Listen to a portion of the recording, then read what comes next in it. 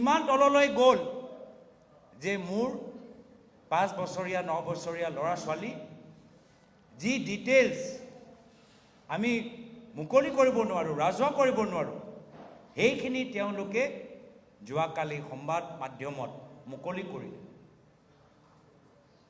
মই বাৰম্বাৰ কৈছোঁ আৰু মই মুখ্যমন্ত্ৰীক সকীয়াই দিবলৈ বিচাৰিছোঁ, আপোনাৰো ল'ৰা ছোৱালীৰ কথা আমি জানো আৰু সেইখিনি কথা মই ক'বলৈ বিচৰা নাই। সমগ্ৰ গুৱাহাটীৰ মানুহৰ মাজত আপোনালোকৰ ল'ৰা ছোৱালীৰ কি কেনেকৈ কি হৈছে কি হোৱা নাই সকলোৱে জানে। মোক বাধ্য নকৰাব, মোক বাধ্য নকৰাব।